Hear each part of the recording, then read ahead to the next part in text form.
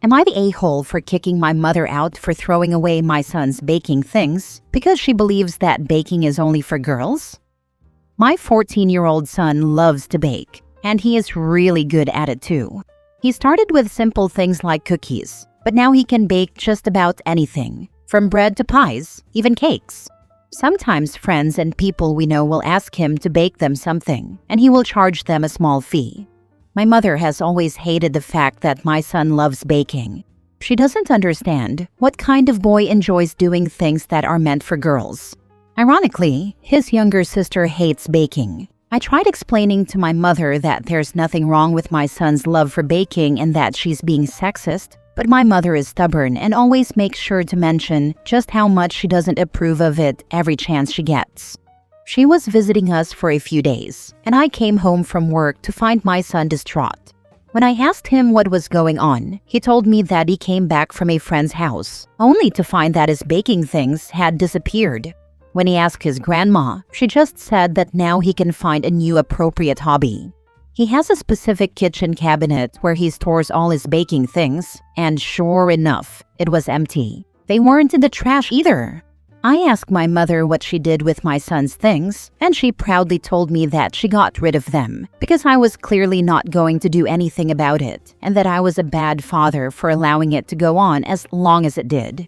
These were approximately $200 worth of items collected over a period of time: hand mixer, scale, measuring tools, pans, etc. I told her that the only thing I have allowed to go on way too long is the constant disrespect for my son, and that she needs to apologize to him and either bring back his things right now or replace them. She stubbornly said that she is not going to do that, so I told her that first thing in the morning she needs to leave, and she's not allowed back here or around my children until she learns to respect their choices. She huffed and puffed all night and left in the morning. She was originally supposed to leave on Sunday, the day after my son's birthday. She even took the gift she had bought him and left with it. My stepdad called me to let me know just what a piece of turd he thinks I am for treating my mother this way and kicking her out like some random stranger. I told him that she did this to herself and hung up. Now for the top comments. These were approximately $200 worth of items collected over a period of time. That is actual theft causing you actual material loss. Just saying. Not the a-hole. If she's not willing to return or replace the supplies, then I say take her to small claims court and get reimbursed. Son might enjoy the process. Let him decide. Not the a-hole, and tell your mom to visit somewhere with elite cooking, like Italy or France, and see how many bakers are men. She has some outdated beliefs that are her problem, and not yours or your son's. I feel so bad for him though. That must have been really hard on him. Kudos for having his back. My mom is the most stubborn person ever. She would probably still disapprove. After this stunt, I have totally washed my hands off her. She can continue being backwards for all I care, as long as it's far away from my kids. You let her stay till morning. That was the wrong decision. You should have kicked her out and held her belongings ransom. Fair is fair. Maybe then she'd find an appropriate hobby that isn't bullying your kid. You legit let her in your house with that behavior? Apologize to your son for allowing it. I let her stay until morning, only because it was already late and she stays far. I really do wish I would have thought of holding her things ransom at the time, but I wasn't thinking straight. Thing is, she only said these things to me not around my son, and like I said on the post, I always made sure to tell her that she was wrong and sexist. I just never imagined she would take it this far. Yes, there were other ways that you could have handled this situation, but what you did do is still important. You did a great job in setting a hard boundary with your mother, and yes, you are a good parent to your son. Kudos. I appreciate that. Thank you. I still feel like I could have done more though. Next story. Am I the a-hole for telling my soon-to-be ex-mother-in-law that she's the one who taught her son he could cheat and think he'd get away with it? About 3 weeks ago, I found out that my husband has been cheating on me. The day I found out, I packed bags for me and the kids and left. I did not confront him about the cheating. I just let him know that our marriage was over, but that I hoped to work with him on an amicable divorce and custody arrangements. Of course he did all the cliché begging, crying, swearing he would change, that it was a mistake, and it meant nothing, blah blah blah. I just said, "That's nice. Well, let me know where to send the divorce papers." He was shocked. He told me before that his dad cheated on his mom, but she was able to forgive him. He must have expected me to do the same. Since then, I have only communicated with him about the girls. He is running in circles trying to get me to react to anything else he says. I give him nothing. He has begged me to just talk to him. I said that there is nothing to talk about. My mother-in-law confronted me outside the gymnastics gym. I was going to hand the girls off to her so they could spend time with Dad. Mother-in-law told me that she was very disappointed in the way I'm handling all of this, that she expected more maturity from me, and that she hopes it doesn't impact the girls negatively long-term. I let her say what she wanted. She's allowed her opinion, but she looked at me, waiting for a response of some kind. So I asked her, "Why are you directing your anger at me when your son is the one who ended this marriage?" She said that I am the one who chose to end the marriage, not him, that he was willing to work on it and go above and beyond to prove that it was a mistake, and all that nonsense, and how it was most shocking how cold I've become, that I won't even talk to him. I said, "Well, what is there to say?" He decided to end the marriage. The time to go to marriage counseling was before he did what he did. There is nothing left to salvage. He made the decision, and now he lives with the consequences. She was getting herself all worked up and upset. Oh, boo-hoo. Don't you feel bad for tearing apart this family? Don't you want your daughters to grow up in a stable home? How could you walk away after all this time? She said she couldn't imagine breaking up her family over something like this. I said, "Well, maybe if you had, your son wouldn't think he can cheat without consequences. You're the one who taught him this." She got that big shocked look on her face and told me that I was being a needlessly cruel monster over all of this. And, oh boo freaking who, she's disappointed. I'm not keeping the girls from him. I'm being helpful with those arrangements, and I plan to be generous when it comes to splitting time. I have no interest in taking anything that wasn't mine when we entered into our marriage. But somehow, I'm the cruel monster? How? I said, "Well, maybe if you had, your son wouldn't think he can cheat without consequences. You are my heroine. Best to you and your kids." I would have added on, "You showed your son that he can cheat without consequences. However, I'm not raising my daughters to think this is acceptable for them to tolerate. Not the a-hole at all. Your soon-to-be ex sure is." Apparently, your soon-to-be ex-mother-in-law listened to someone who gave her that same damned speech when her husband was out fooling around. And she bought it. How dare you not buy it? How dare you have your self-respect, dignity, and integrity, while she has a son who is no better than his cheating father? Not the a-hole. And there is absolutely no way on earth that I would set the example for the daughters that they should allow anyone to walk all over them like that. Heck no.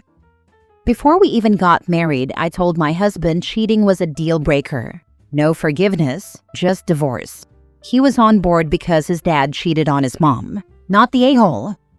My ex-husband and I had the same conversation. His father also cheated on his mom, but they stayed together, and I thought he was on the same page as me. Found out after 9.5 years together and 4.5 years married that he was seeing another woman, told her he cheated on her with me, the wife, got her pregnant, and then lied about all of it still until after the divorce. She knew he was married, and their twins were born on my birthday, before we were officially divorced, and still tried saying he wasn't cheating. Oh, and forced our 8-year-old autistic son to partake in his wedding to her, 6 weeks after our divorce, when my son had never even met the woman before. Now my son has nothing to do with him at 14. Next story. Am I the a-hole for refusing to make my sister's autistic son leave my wedding, even though my fiancé's parents threatened to walk out? This happened a few weeks ago, and things are still tense. I, 28 female, recently got married to my now husband, 30 male. We planned a medium-sized wedding, about 80 guests, fairly traditional, nothing super fancy. My sister, 32 female, has a 9-year-old son, Jamie, who is on the spectrum. He's verbal but gets overstimulated easily and sometimes makes sudden loud noises or flaps his hands. We all love Jamie, and my sister takes amazing care of him. I've always included him in events and made sure he felt welcome. Fast forward to the wedding. Jamie was seated at the family table, and my sister had headphones, fidgets, a sensory kit, all that. During the ceremony, he made a couple of noises, nothing major, just excited squeals. It honestly didn't bother me. I barely noticed, but apparently my fiancé's parents were livid and called it disruptive. They pulled him aside afterward and asked him why a child like that was even invited to a formal event. They told him either Jamie had to leave before the reception or they would. My husband told me about it during cocktail hour. I was furious. I said, if they leave, they leave. I'm not kicking out my nephew because they can't handle a child being happy at a wedding. He backed me up, and Jamie stayed. They ended up walking out right before dinner. No speech, no toast, nothing. His dad called me a self-centered brat later and said I ruined their son's big day for a performative inclusion stunt. My sister cried when she found out. Jamie didn't fully understand, but he asked why some people don't like my happy sounds. Since then, there's been a rift. My in-laws think I disrespected them. Some of my own family members said I could have just asked my sister to bring Jamie to the ceremony, but not the reception, and compromised to keep the peace. But to me, that felt like telling my sister her son is a problem we need to hide. So, am I the a-hole for choosing my nephew over keeping the in-laws happy at my wedding? Why did anyone tell your sister? And why tell Jamie?